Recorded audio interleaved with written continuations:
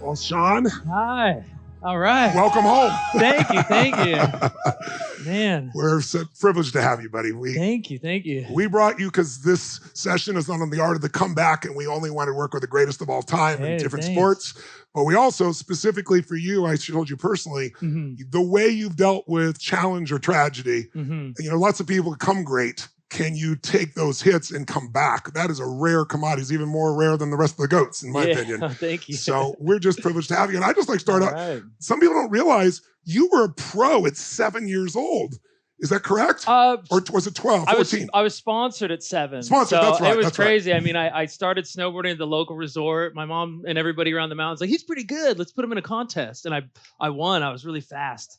And that just kind of like kickstarted this whole thing. And then they didn't make boards my size at that point because I was so small. So my mom called the local, snowboard company she knew, and they put us in touch with Burton Snowboards. Wow. And I was sponsored at 7. So that's when it started. But pro at 13. Wild? So yeah. Give him a hand for that. That's awesome. Thank you. And you also, I mean, you have the most wins of anybody in this X Games history because you have both. You're also a skateboarder. And when did you turn pro there? 13 or 14? Or? That one was a little later. It's actually around 16. 16. Okay. But I always skated just as hard, just as passionately during the summer off season. And I really feel like that was the thing that kept me interested in snowboarding. Because I would take time away, go skate. My whole world was involved in this. It was in the sunshine and whatnot. And then I kind of missed the mountain. And so, at 16, I decided to start professionally skateboarding. And then it was awesome though, because I started I was at the top of the game in snowboarding. And I had to start all the way at the bottom again in skating. And it was like this fun sort of like, it's like watching the first Spider-Man movie. Like it's like, oh, he's learning his powers again. I'm climbing my way up. I just did it over here. And so finally I was matching winning summer and winter medals. So that's extraordinary. Yeah. Did you enjoy one more than the other? It was always the one that I wasn't doing at the time. How things go. Yeah. Absence makes the heart grow fonder. Yeah. Right? Probably surfing the most. I love surfing, but I would never get to do it. I'm actually named Shaun after Shaun Thompson, professional South African surfer. So my dad loves surfing. Wow. Which was a trip today because I'm walking the beach and this little kid runs up to me and he's like, "Are you Shaun White?" And I'm like, "Yeah." He's like, I'm named after you." I was like, "Oh my God!" Awesome, I told you it was welcome home. I know, I felt it. That's awesome. So, tell us the psychology of a 7-year-old or a teenager, who's now, sponsored, who's now starts to compete. What was your mindset? Did you decide I want to be the greatest of all time in what I'm doing, and what was your mindset? I think from the get-go, I believed I could do it.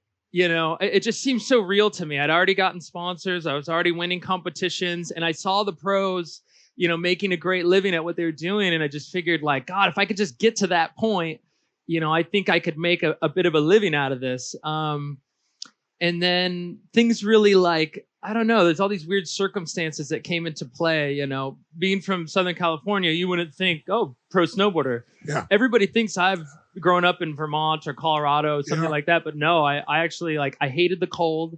I had asthma as a kid.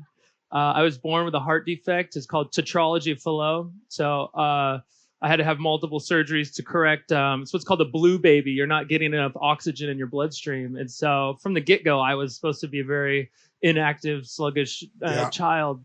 And, my parents really never set those boundaries on me. So, of course, I was like, I want to do that. Yeah. And along the way, who's been most influential on your career and why? Probably my brother. My older brother, Jesse. He's 7 years older, actually half brother. My mom had him in Hawaii and then moved back to the mainland and met my father and had my sister and myself. But he was just the guy that was always doing the new trick or wearing the new cool clothing. And we were such an age gap that I just wanted him to like me so badly. And he wanted nothing to do with me. I was that awful, redheaded. So did you get great? Did you get great to get his attention? Oh, well, I could never beat him at anything. Oh, it was ping pong, Monopoly, nothing. He owned it. And then finally, I chipped away at him and finally became better. But I think that's a lot of my competitiveness came from that. Really? And then. What was the first thing you beat him at that you hadn't before? And what did you feel that day and how did you react? I finally beat him in ping pong. And it was glorious. It was incredible. I just kind of, but I didn't celebrate it. It was just internal. I was just like, that was smart. You might have got beat up a little bit. I didn't want to put it because he's still the older brother. So I gave him that, but it was that. And then I started, winning the snowboard contests. And that's when it really kind of, he realized that I was on a different path than him. And is he still is he proud of you? Are you connected today? Yeah, what's amazing is we worked together for years. Really? He was always this very creative guy, and so he was always doing, illustrations and went to school to study art, things like that. And he would do all the graphics for my snowboards, for my skateboards. He would help me design signature products for the sponsors I rode for, and we had this really great thing going for a long, long time. And then I think it was just before Sochi, probably the Olympics in Sochi, that we kind of parted ways, working together. Yeah. But then we reconnected actually after Sochi in a really wonderful way. Yeah. That's beautiful. Yeah. What did he say to you after that? Because that had been one of the toughest times in your career, right? Coming out of Sochi, because Sochi is where the first time we all thought you were going to win the third one. Yeah. All these big expectations, which had to be enormous pressure on you. Oh yeah. And then they walk away with no, everyone wants you to win the gold. None. Yeah. Tell us what that was like, and I'm curious about how your brother responded in any way, if he was able to support you. It was tough. It was at that moment that we weren't really, he was off doing his life and I'm doing my life, and then this kind of crazy thing happened. Like I had never been to the Olympics and lost before. And so I'm like, wow, okay, this is what that's like. And you think like, oh, you'll just get past it. And you don't, honestly, people still ask me about it. And they're like, so when did you get over it? I'm like, no, I never got over it. It's like the scar you have from falling off your bike as a kid. Like it's just a part of you now. And you'll never do that again, one of those things. But I remember him coming up to me, and he was just, he just felt for me. He was just really there to be my brother, not to be a business partner, not to be anything but just like my brother, which was really great. That's beautiful. Actually a lot of soul searching happened after that Olympics for me. At the top of the half pipe, it wasn't that I wasn't physically strong enough to win. I just wasn't there mentally. Yeah. Which is, I wish it was physical. It's way easier to go do a bunch of sit-ups and like go ride, hit the elliptical. Yeah. But like getting your head right is way harder. And so I remember. Help us out. Tell us, what was your head like going into it? It was off going into it then a little bit? There was a lot of, looking back in hindsight, there was a lot of things that were off. But when you're so in it, it's hard to see at that time. And that's what was amazing is afterward, I got to sit there and go, well, man, if I did it again, I would do this differently, that differently. But at the time going for Sochi, I just remember I had won the first Olympics and I thought that, it was going to change my life. And it did in many ways, but in other ways, it wasn't exactly what I had pictured. What did you think it would do? Just solve every problem I ever had. Honestly, I was that up and coming snowboarder, and I finally I did it. I won the gold medal. And I'm jumping around, but at that Olympics, I was 19, and I'd always wanted a certain amount of credibility and respect, especially in a sport like snowboarding that was still new. Yeah. You actually, I'm not blowing smoke your way, but you gave credibility to that sport. Right? You were the first icon of that sport. Yeah, and you're still the biggest. Well, it was tough at the time because when I started snowboarding, there was no Olympics. X Games had just started, and it was like a very odd sort of sport. And so even the school I attended, they said they wouldn't help me with extra, schooling or anything because they didn't find my sport legitimate.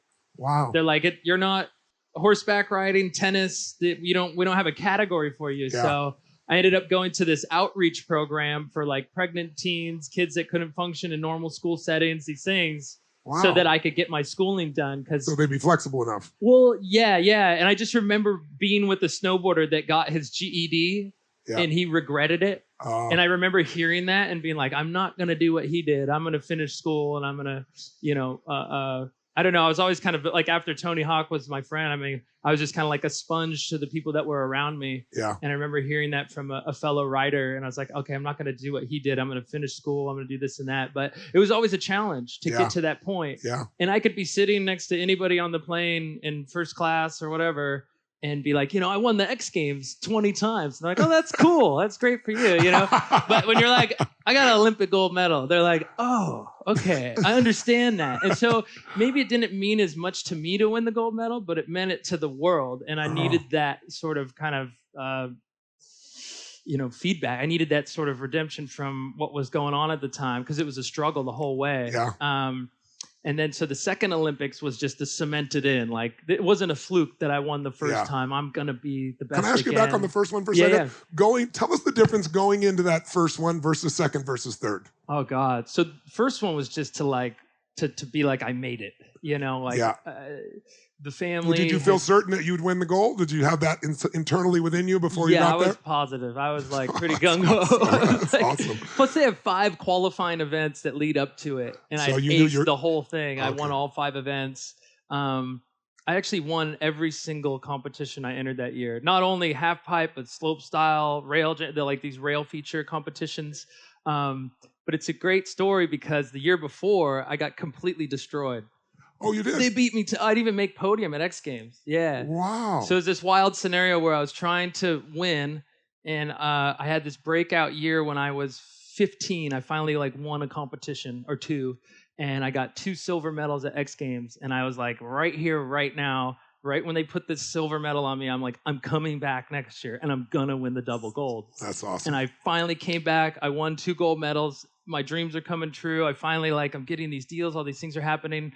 Next year, I'm on my way. I just won the slopestyle competition. I'm heading to my second double gold, just won qualifying, and then my knee goes out in qualifying. I'd never been injured before. I was 17. 15, 16, won the double gold.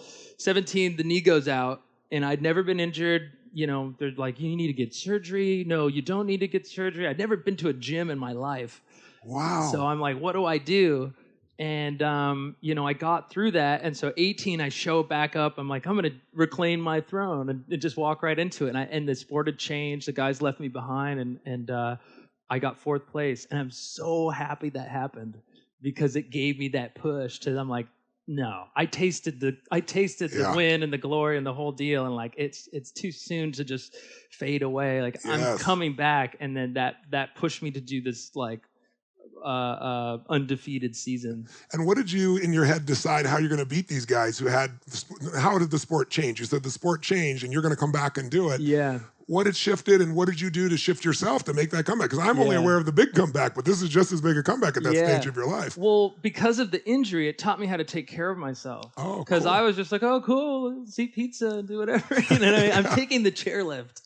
We're going downhill. It's not as, athletic. But I started hitting the gym every single day, and to rehab, I come out of surgery and I had no idea my leg had disappeared. Wow. From the atrophy of surgery, all these things. And so I had to build my strength back up. All those things amounted into me coming back to win eventually. So those are a lot of things that came into play to get me there. That you wouldn't have done otherwise. No, so never. We have a phrase that life's always happening for us, not to us. And it's our job to figure out where that benefit is, right? Yeah, there's a lot of amazing ups and downs that kind of put me in these types of situations. And I think I could safely say that through my career, every great moment of mine has been followed by one of the worst, or just before it, I'd had a really, really terrible upset in my life. Did you see that pattern before Sochi, or did you become aware of it after Sochi? I think I became aware after Sochi. Yeah, that makes sense. Yeah, because I had to sit with myself and kind of figure it all out and go, wow, well, what's the deal? And I'd been so gung-ho this whole time, I just got to win another Olympics. I just got to win another time. And I don't know. I remember just sitting there and I'm like, I'm not going to win. This is awful. I was trapped in my own head watching a movie of myself losing, and I couldn't do anything about it. Wow. And so afterwards, I'm like, well, I guess you got what you what you were projecting, because last time I'm like, I'm going to win. I had AC/DC playing. I had all these jacked up songs. Yeah, so I was like, I'm gonna win this thing. And then this time it was if you go later, it's called the Cults is the band, and it's called Always Forever. It's the slowest, saddest song, and I was listening to it every day before the Olympics. The first one was Paradise City, Guns N' Roses. Second was, I think, Back in Black, AC/DC. and then this slow, sad song. And it's just funny because at the time I didn't think about it. You know, I'm just like, oh, this is where I'm at. And a lot of crazy things had happened at that point. So the win to just kind of make it, then the second win was to solidify who I am, and then it was like, do it again. Yeah. But I didn't have that like oomph I needed. So what you had prided yourself on this incredible drive that you built. Your brother was a part of that drive. Where do you think the drive came from, and what do you think made it go away in that time period? You know, I think life just gave me other interests, you know. And you've been doing it for so many years? Yeah, it's tough, you know, and I started looking at it, and I remember watching certain athletes that I had heard of and watching their competitions and things, and you could just tell when someone's got the fire and they don't. Yeah. And it's so hard to make yourself want to do that. Like you can't just like wake up and like, it's like, oh, I'm going to love this person. No, you got to feel it inside. And so I remember going through the motions, and I'm just thinking like, God, I'm really good at this sport. If I just like go pound myself into the ground, I could just like coast through and win. Honestly, I was like, you know what? I got the tricks. I could just do it. And it was at a time where I bit off even more than I could chew at that point, at a time when I also... Meaning in distractions outside of the sport? Or? All of it, and within the sport too, because the Olympics now took on half pipe and slopestyle. So it's like, I'm going to win both of these. Right. And I was like I'd always dreamt of like playing guitar in a band. Yeah. And I was like, I'm not going to give that dream up just because snowboarding. And so my interests were kind of like falling all over. I was trying to learn Spanish at the time. Like I'm very goal oriented. So I had all these random goals, and it just kind of finally was weighing on me. And then social media happened. Yes. I feel like it's a difference between hearing about a party you missed and then just having like this revolving feed that just shows what your friends are doing, and your mom's doing this, and the kid you knew on the street is this tall now, and like you just see life passing you by. And you're still in the training mode. Yeah. It's like that interstellar moment when he sees the whole life flash before his eyes. It's like one of those things, and I'm up in the mountains, and think about, it's cold. I'm from the beach. I'm already unmotivated slightly, and now ask me to do something that's like very dangerous. And out of my comfort level. Yes. So the window of opportunity to actually accomplish that just was like very, very small. So how did you turn that back around? Because, we should talk about two different pieces. Let's talk about the accident for a moment, if we could, in New Zealand. New Zealand, right? Right. Unbelievable accident. I think we have some footage of it. Yeah. Tell us, it was the worst accident of your career. Yeah. You couldn't recognize yourself. I guess it affected your eyesight and so forth. I mean, what the hell, when you came out of that situation, you can't even recognize yourself. Tell us what goes through your head, because this happened 4.5 months before Sochi, is that right? Yeah, that was just before. I only laughed because I had just joined Beats headphones, and they were like, "We need a post. Everybody's posting today. We got Serena, LeBron, all these people." I'm like, "All right, you want the post? This is where I'm at. Like, here you go." But it was heavy. It's one of those things where So, to pull it back slightly, I had like found that new love for the sport, and I like built a new team around myself. And how did you do that? Tell us that. Oh, I mean, I literally like went through every single piece of my life and kind of picked it apart. So I was like, oh, social media is bumming me out. I want to go do this and have a better like portrayal of my life and what it's all about. Because at the time, like I was having all these weird sponsor posts, and my fans were in the comments not very happy about it. And, all the way to like, I'd never really dedicated myself to the sport in a way, like, why work out if you can win without working out? So I was like, you know what? I should be kind to myself. If it's this easy for me now, I should like really give it my all. And so I got a trainer, I got a physical therapist, I changed my business manager, I changed my agency I worked with. I reconnected with my family in a big way. Like my brother I talked about was such a huge part of my life, then all of a sudden wasn't. And so I reconnected with him, my sister, and I made it fun to be on the mountain. Wow. Normally I would go up there and I'm out. Like I had this bad rep with all the other snowboarders because I would do my thing and I would leave immediately because you're in a bubble of a mountain town. I can't go out and eat. It's not, and I just, no privacy. I just dip, and so, and my life's back home. And so, I made it fun to be on the mountain again. I like found that excitement, and I had a younger rider with me. Yes. So every single thing to him is new. Oh, that's cool. I've been to Japan plenty of times, but I'm like, hey, check this out. This the vending machines, they like heat your coffee up. You know what I mean? He's like, whoa, like, you know what I mean? Like, look, we're in Austria. Check it out. We'll have a schnitzel. You know what I mean? Like, he's like, this is incredible, you know, and you're kind of like reliving it through him. And then another story I could tell you about, which is really great, but the coach that I actually brought along the road with me, he beat me when I was 15 by 0.3 of a point going to the 2002 Olympics. Really? He's the last guy to drop in. I'm in first place. He comes down and beats me by 0.3 of a point. Wow. So thankful that happened. He catapulted me all the way to that point when I was 16 to win. Wow. Before the knee injury got me to the Olympic win. Yeah. And then Sochi eventually got me to this win. So when the accident happened, then you were in a great mindset. Mm-hmm. So was it just a misadjustment? What happened, and then how did you recover? So from that? That was the tough part. I just like found the new love, and I'm going to do this, and then like I'm having the best day ever. They're playing like all this classic rock at the half pipe, which is a rarity. They love just pumping this crazy techno stuff. And so I'm like, oh, it's the classic rock day. And I'm riding. Things are going amazing. The other competitors there, and I'm just like landing my hardest tricks in their face. I'm feeling it. You know what I mean? Like, it's the best feeling. Acting very nonchalant about it. Of course. And then I'm thinking, okay, you know what? I'm gonna do this combination that I want to do. And I got to the top of the pipe, and I went for it on this one wall that was just I had no business doing it there. I just wanted it so badly, and I thought if I just gave it enough, it would work, and it just didn't. I hit the top of the wall, which is the wall itself is 22 feet tall. So I was out a good 20-something feet. I clipped the top of the deck. How far are you above the wall when above the wall, a good like 20, 23 feet out. So it's like 45 feet. Yeah, so we're going, wow. and it's downhill, full on, you know, kind of icy wall, because that wall doesn't get the sun at that time of day. So I clipped the top of the deck of the half pipe, and what happened is you know, my back just gets bent over the coping of the railing there, and then I fly to the bottom, and I catch my toes, and I hit my face, and then, you know, I'm just like, my eyes are full of snow, there's wet blood everywhere, and I'm just thinking like, oh my God, what happened? It was so quick. And that was the hardest, because now I'm at the hospital. You know, next thing you know, I'm having the best day to like, I'm in the hospital, and my face is like hanging apart, and they're like, you know what, we're going to get you into surgery any minute, so just like, we won't stitch you up now. You know, normally they'll just kind of patch you a little before the big surgery. That got pushed and pushed and pushed till like 11 at night. And they're like, we got to do it tomorrow.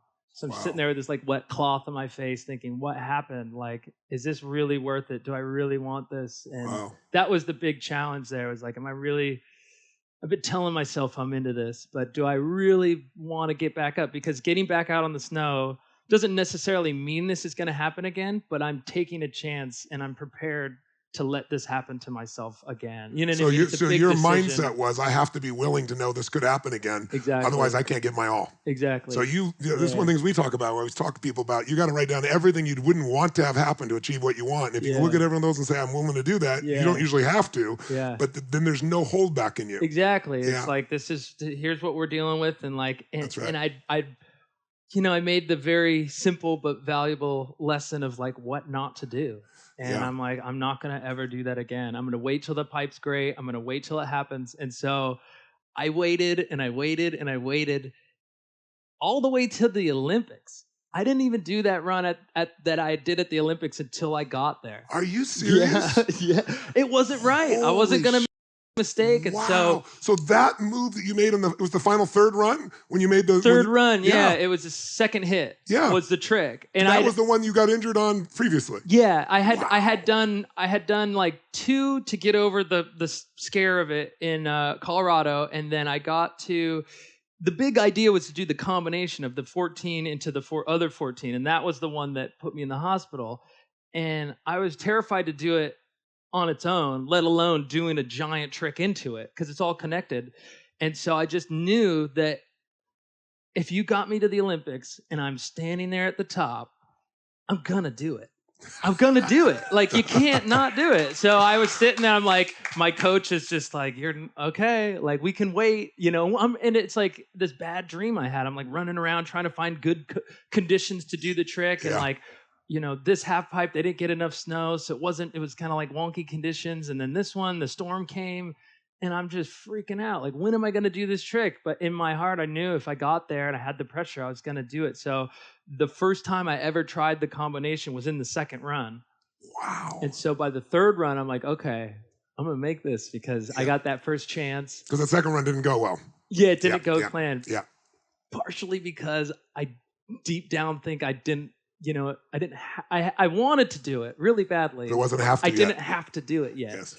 So that third run came through, and it was a must, and so it all happened. Tell me before we come to that third run, go back one. Tell us about the 100. Scoring 100. I mean, that's that was nuts. What did that mean to you, and how'd that come about? Yeah. What made that possible? It was a similar scenario, which is wild. I show up to the half pipe, and I mentioned the younger rider, right? Yeah. His name's Toby. He's really excited to ride every morning, so he's like, practice starts at this time. I don't do that. I show up maybe a couple minutes, probably like 20 minutes before. I need like 2 runs and I'm ready to go. Yeah. Because Toby will learn later on that when you show up and you do the run perfect 10 times, your odds of doing it perfect in the contest go down. But I'm like, okay, I'll go with you. Classic over practiced. I'm tired at this point. And the first run, I saw everybody fall, and I get really excited when that happens. So I'm like, okay, I'm going to bury them. And I'm going to finish them, like they're down, just step on them, And so it's like, sorry to give you the real insight. Thank God for your brother. Yeah, totally, yeah. It's years of, so, I get overamped, and I go way too big, and my legs were tired. I couldn't hold on to the G's, the force of the half pipe. And so that didn't go well. Second run was beautiful. It's just I got to the bottom and I had pulled off the wall too far, and the light throughout the day, the sun's traveling over, and by the time I got my run, it had moved. This wall's in the shade now. I couldn't see the landing. Yeah. Super frustrated. Now I'm sitting there going, okay, this is the second to last Olympic qualifying event. Like, I need to podium on this one. I need to make the team. There's commercials running of me being the Olympic hopeful, and I haven't even made the team yet. Wow. So I'm freaking out. I'm on the chairlift thinking, God, how am I going to do this? And I'm just kind of venting this stuff to my coach, JJ, at this point. Like, I don't know, man. Like, I'm over it. Let's just go to whatever. And knowing that he's going to give me back the, oh, your outfit's cool. Waiting for the, no, your outfit's cool. I'm just waiting for him to hand it back to me, And so he gets me excited again. I get to the top of the pipe. He's like, just play it safe, man. We just need to get the podium. We'll get on the team. We'll finish it in Korea. Got to the top of the pipe. Everybody's putting these amazing runs down out of nowhere. They're all crushing it. And they look at me and they're like, well, what do you want to do? And I'm standing there at the top. I'm like, what do you mean? I thought we were going to play it safe. They're like, well, you might need to win this thing right now. I'm like, oh my God. They're like, do the hard run.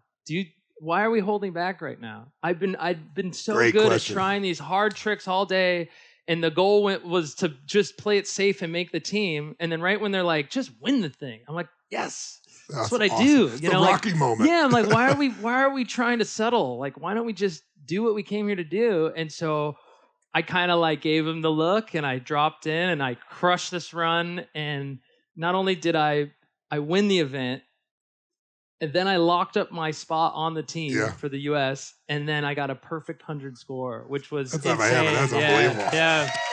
So that was the real comeback story from the injury. Yes. Just to come back and to win that thing, and people were talking about it. The last run, I had to do it, and I did it. And for me at that moment, that was that gratifying sort of moment where I realized the rest is just kind of bonus. And if we had I wrote it down. I think it was 23 million people tuned in to watch you. It's the most in history for that sport for you. But tell people, you had the Japanese man who took the lead, right? Yeah. Just give them the context so not everybody saw it, if you would. Yeah, so I'm standing there. I put in this amazing first run, and I'm thinking I went so big on the first hit, and it's all about the amplitude, how high out you go. The judges love it, and I went bigger than I think I've ever gone before. And I get to the bottom, and I threw my helmet. I just wanted to get the stuff off my face, And I threw my helmet, and as I'm watching it sail, I'm like, that's my only helmet. It's flying. I look at the camera guy, but I need that back. And and I'm so excited because I think I just won. Honestly, every single time I've been to the Olympics, I'd won with the first run. And then I got what's called a victory lap. Everybody goes, you're standing at the top, and no one beats your score. So everybody was doing all right runs. And I'm thinking this might just be enough because that's the one that got me 100 at the last competition. So I think I might have just won this thing. I'm not going to celebrate too soon. You never know. And so I get my helmet back. I actually borrowed a pair of goggles from someone in the crowd because mine was all snowy. It's ridiculous sounding. That's pretty awesome. Didn't practice the run. I had my goggles. That person's got a great story. Yeah, totally. He was like, me? Yes, for America. Here. For America. Take these. Yes. That's awesome. That's awesome. So I get to the top, and the second run's going through, and Ayumu, the Japanese snowboarder, puts down this amazing, incredible run. Bumps my score by like a point or two. And I'm thinking, God, okay, I really would have loved to have coasted in with my medal. And you know, story compared to the real one, right? I totally. And I was like on the fence of what run to do. And so I'm standing there and I'm thinking like, all right, well, it's very clear what I have to do. And I'd never done that combination before. So I'm a little, you know, timid inside, and I'm just thinking, okay, cool. Like, and you're realizing this is probably the last run of your career. Was that your mindset? Was this going to be your last Olympics, or this isn't? I don't think. I mean, that's awesome. kind of happened after. Honestly, yeah. Afterward, I was like feeling. I get to that, but like, you know, it really just found that love. But when you were more. going in, you weren't thinking this is necessarily your last run per se. Then no. Well, that's how they framed it on television. Oh, okay. Oh, I'm sure. They go, this is it. His last run of his entire career, and he's the guy who's been number one. He's number two. Yeah. So I don't know. I remember the second run obviously just didn't go to plan. I had the nerves, and then that third run, I'm like, okay.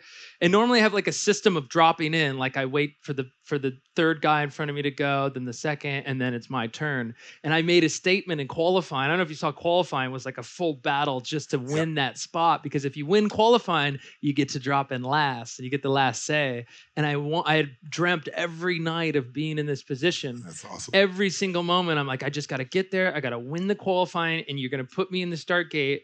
And this is what's going to happen. And so I had to make that all kind of like come to reality. And so I'm standing there and I'm thinking like, this is my moment. And everybody was kind of asking me, they're like, I saw your eyes through your goggles and what was happening.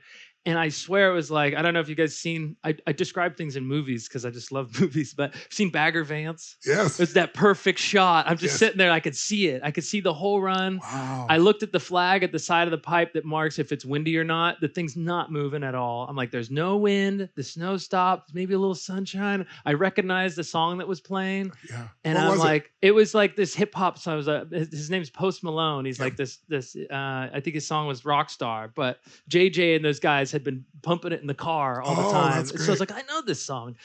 And I was like, I'm going to win this thing. This is my moment. I should take like kind of like this screen grab in my mind that Tony Hawk, take the moment to like savor it. And you did. And I did. And I honestly at that point kind of went on an autopilot. Like I just dropped in took over. And I gave it that oomph in the beginning. And JJ and them know me. They just gave me like a simple everyday high five. Yeah. You know what to do. Because at that point, you're your own worst enemy. If you let the nerves get to you and all those things, I'm like, it's the same two walls, same thing I've been doing since I was a kid. And that's how you got to approach it. It's sort of this like complete focus with a slight bit of not caring. And I dropped in, and I remember that the first hit, really, like I said, it's connected. The first hit sets the tone for the whole run. So I just started with this huge hit, went big, and I knew if I landed that solid, that was the best chance I was going to have of completing the combination 14 to 14. And then once the second 14 hit, I'm like, okay, now you get that second wind of like the fire's building. I'm like, okay, I just got to finish it. And so I get through the 540, the double McTwist 1260, which was like a big deal at the Vancouver Olympics. I created this. You were the first one to do it. Exactly, yeah. And so I'm like, this is my trick. I'm going to land this one, of course. And then it was that last hit. And the last hit is the last hit. Like, it's the worst, you know, because you can cheat by thinking one wall ahead, but the last hit's the last hit. So I go up and I'm just like, please, you know, and I remember making a mental map of the run before where I had come up and you see these blue lines on the half pipe. And I remember the blue line being like really in my face. So I gave it a little extra on this run. And I was expecting to see that little blue line, and I was a good like 5-6 feet above it. And so I like casually landed, and I was like, that was just such a great way to start it with this huge hammer and to finish perfect. It was just great. I've watched you for years. I'm a big fan. I've never seen you cry before. Oh, you man. bawled at the end of that thing. What did it mean to you? God, it just meant the world to me. Honestly, it's like the moment since Sochi happened, I was just like, why? Why couldn't you have just like dug deep and then like sailed into the sunset? Yeah, you know what I mean? Like, is this the thing on your record that's going to be like, well, he's been to the Olympics 4 times, he's won twice. Yeah. You know, and I knew I could win. I saw all these things going on. The injury. Yeah. I mean, my mom had called me. She's like, "You're done. Please stop. Like, it's over." You know, like you've made a great living off the sport. You've got gold medals. People, you know, respect and love you. You know, what's the deal? And I'm like, I just know I can do it. I know I can do it. I know what I want and how to get it. And so right when they hit me with the score and I'd won, I just like lost it, you know, and the whole family's there. And I think it's so heavy when the family's there because they know how much, they know the inner workings of everything. They know everything you've been this whole journey. Yeah, the whole time, like the first day one after Sochi at the couch, just like miserable, you know what I mean? Like those moments and the ups and downs and like missing their birthdays and things to go to the gym or to be here, like every single thing, like what you eat, how you sleep, everything feeds into this moment, which is crazy. This one moment in time, which is like a couple hours. Yeah, but you executed. Yeah, for sure. So I just broke down because it meant the world to me, and the comeback from that, it just meant that I took the right steps and I gave it the right amount of time, and I don't know. I always think it's like the little things that can push it over the edge. Yeah. So like I watch some of my competitors, like they'll get second place and like go party and celebrate, and I'm like, I'm gonna hit the gym. Good for you. What if it's like that little extra thing? I did a couple more sit-ups more, and that was the extra tuck that got me into the flip. Like, I don't know. I think it's like, that makes the difference. How is it like any little thing I can do to like separate myself from them? And like, look, like I won and I'm hitting the gym. They got second and they're like, going, you know what I mean? It's all these things. That's and so awesome. I always try to like think of ways to really kind of go that extra mile. What do you think makes a champion? And if you had to coach someone who's going through a rough time that's been, you know, incredibly successful, and then they took the crash, because most people do, right? Yeah. But most people don't recover from the crash. Of course. And I don't just mean a physical crash. Sometimes it's financial and business or emotional relationship. Of course. What do you think makes somebody a champion? What's helped to make you a champion? And then what does it take to come back after that? What would you coach somebody on if you were coaching somebody who's been through a tough time? You know, I mean, only through my own experiences is that like Sochi obviously was one of the biggest upsets in my career, in my life. And I'm sitting there and like, once the tears and everything had dried up, I was like, I'm going to turn this into the greatest thing that's ever happened to me. He made the decision. I was like, I'm gonna let this moment define, you know, like these other times in my life that I ripped through my past. I'm like, man, I didn't actually win that until I got before. And you know what? After this, you noticed the heart condition, and you know, now I'm a sports star or whatever. You know what I mean? Like all these things in my life. And I'm like, I'm gonna make this the greatest thing that's happened. And so I really got right with myself, which I didn't, you know, you lift weights to build muscles. You eat this food to feel this way, but to like get your mind right was something I never really approached. I had a bunch of different books I was reading things, and it really, really helped get me on that right path. But I made that decision, you know, and I think for people to realize and understand is it's all up to you. Especially like when I go to a competition and I lose, I'm stoked. I'm like, great, you know. If I show up and win, I'm like, okay, I'm exactly where I need to be. I'm right on the track that I'm going. If I lose, I got this perfect crystal picture of where I need to be. Wow. You know what I mean? And so if you approach it that way, you can never really lose. You know, there's no mistakes if you learn from them. And so I kind of like go through it. And so that's why all that kind of like soul searching and stuff happened after Sochi to bring me back. But you got to really clearly define what you want. And the things that kind of like brought you to this path to like I mentioned this cut on my face, you know, like I'm never going to do that again. And I waited till the pristine time to do it. And so it's like actually learning from those mistakes, not just kind of like saying, I learned, I won't do that again, but really learning from that mistake. That makes so much sense. And going forward, because it's a part of you now. But yeah, that's kind of like it's making that choice, I'd say. And so we've talked this week about when people want to make a change, the most important thing is to make that decision. We just had this conversation yesterday. The decision of what it's going to mean to you, not letting the world define what it means. You decide what it's going to mean. You decide it's great.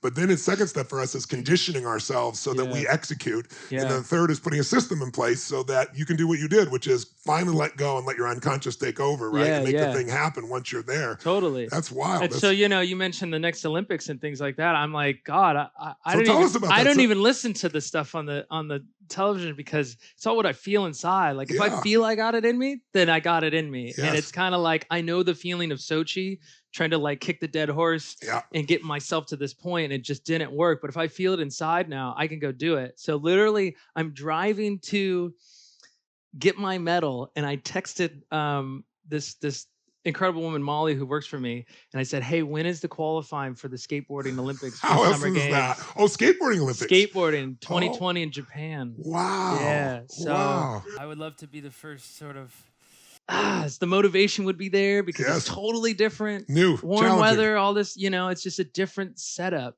I think if you put me back out on the snow again right now and made me go for the next Olympics, it'd be a really tough sort of journey to get there. But I'm excited in the fact that I mentioned the second snowboarding Olympics or the next in 2022 in China, because after I'm done skating, I'm going to hate skating. I'm going to want to go snowboard. And like sitting right here right now, you couldn't drag me to the mountain. Yes. But after 2 whole years of skateboarding, like I'm going to be ready to go back, and I'm going to have this fire that those other competitors won't, because they've been in the same thing every day, trying to find that passion to keep them going. And it's tough. We're all people, it's all, if you're eating the same cereal every day, you get sick of it. And so I think that might be the nice compliment in my life that would actually bring me back to the next Winter Olympics. So that's exciting. So I'm positioning it. Yeah, thanks. So keep an eye out. We are going to be there with you. Yeah, please.